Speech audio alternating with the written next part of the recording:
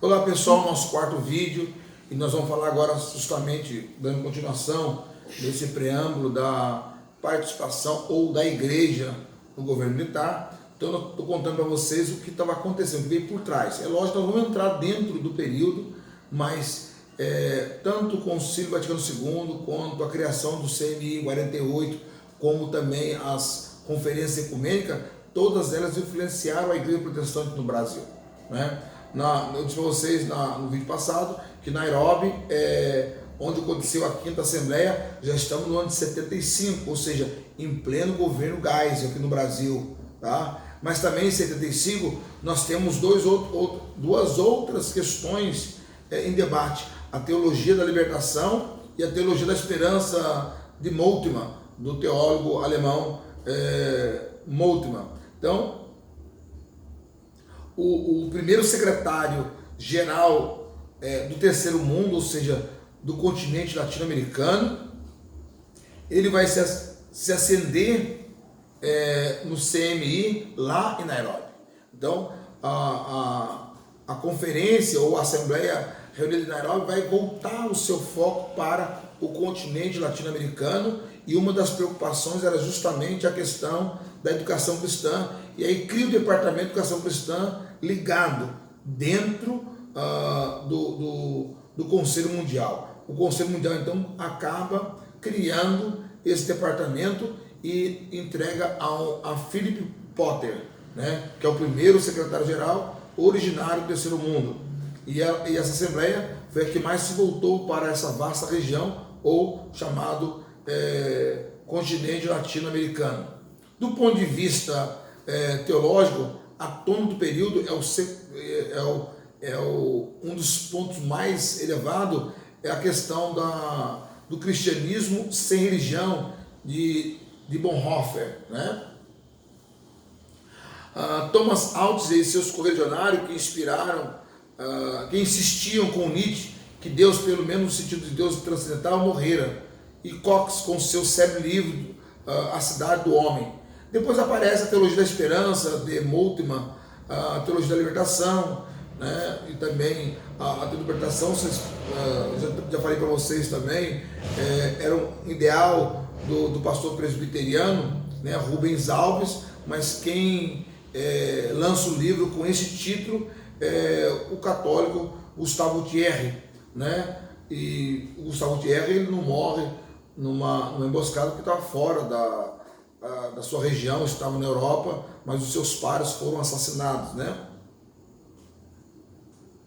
E na teologia norte-americana nós temos a teologia negra, representada por James Cone. Então nós temos nesse período, né, cristianismo sem religião, nós temos o Deus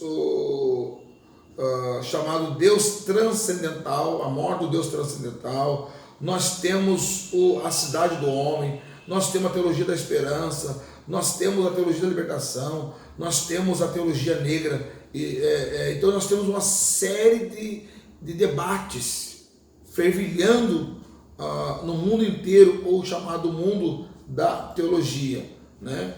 Ou se você quiser saber mais sobre isso, pode comprar o livro do Ghibellini, Teologia do Século XX. Lá ele vai trazer todas as teologias: política, negra, asiática, africana, e etc., da mulher, feminina, etc., da libertação, etc., etc., etc., né? Então,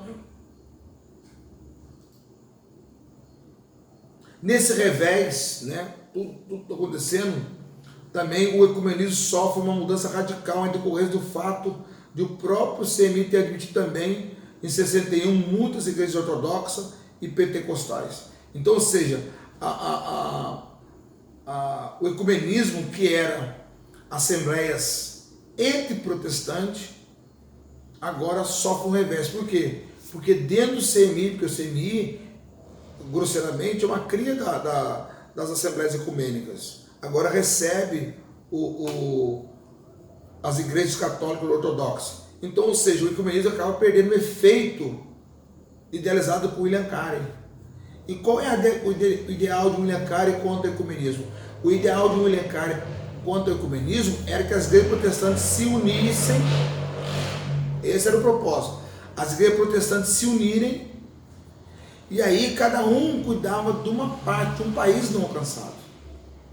Uma das questões, desgaste entre os suecos e os americanos no Brasil, foi justamente porque o Brasil já estava com os missionários suecos, e começaram a vir missionários americanos. Foi um dos desgastes entre os suecos, entre a missão sueca e a missão americana. Não podia entrar no Brasil a missão americana, a missão pentecostal americana, não podia entrar. Mas os pentecostais também não aderiram ao ecumenismo.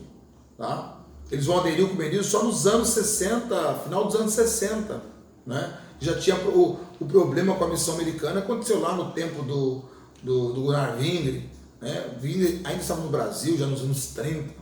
Né? Então acontece. Esses desgastes vão acontecendo. Em 61, com o recebimento das igrejas ortodoxas, então agora o ecumenismo perde a sua essência. Porque a essência do ecumenismo era o seguinte: é as igrejas protestantes se unirem para evangelizar o mundo e cada uma pegar um país. Então, se no Brasil tinha a missão, vamos lá, só em tese, a missão sueca, o pentecostalismo sueco arminiano, então a missão americana pentecostal calvinista ou carismático não podia entrar no Brasil, porque já tinha uma missão aqui já, para não confundir. Porque um dos problemas de William Carey enfrentado nos países não alcançados era justamente a pregação de tradições, não a pregação do evangelho. Não é? O que é a pregação de tradições? A pregação de tradições é o nosso famoso uso e costumes, é a forma que nós entendemos a teologia dentro da nossa liturgia. Tá? E aí o William Carey queria que as igrejas, então, onde tinha um missionário presbiteriano, não podia entrar um missionário arminiano ou um metodista, como queira.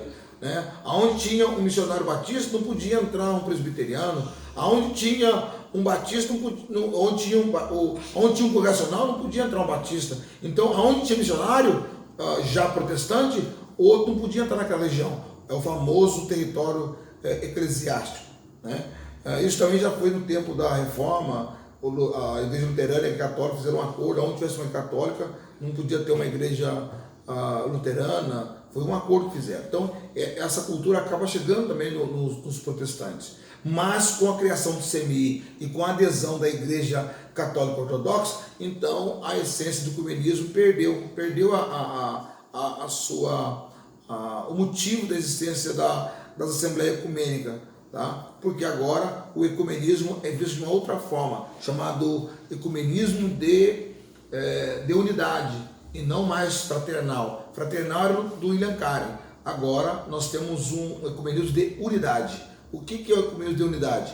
É aquilo que nos une. Qual é a nossa profissão de fé? O que nós cremos, o que você crê? Então vamos colocar na mesa aquilo que eu creio e que você crê, que nós temos em comum. Então vamos tentar nos unir a partir daquilo que é comum, aquilo que é comum a todos os dois grupos. Então essas coisas comuns é que vai nos unir. Então tem muito mais coisa que nos une que nos separa. Essa era a proposta, essa era o slogan, essa era o discurso posteriormente dentro do CMI. Né? Além das igrejas históricas mais diretamente vinculadas à reforma protestante do século XVI, havia também a proliferação e crescimento das igrejas pentecostais, que forçaram as igrejas históricas a levá-las a sério. Né? Até então, as igrejas históricas não levavam os pentecostais a sério.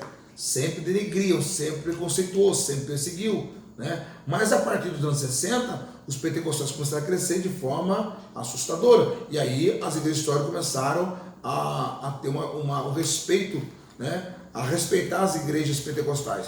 E mais significativamente ainda, sob a influência do Papa João XXIII e do Concílio Vaticano II, o catolicismo romano entra numa arena ecumênica de maneira efetiva. Então nós temos agora a Igreja Católica dentro do ecumenismo e trabalhando para uma unidade, cada um no seu espaço, mas vamos ver o que nos une. Tá? Deus abençoe vocês, até a próxima semana.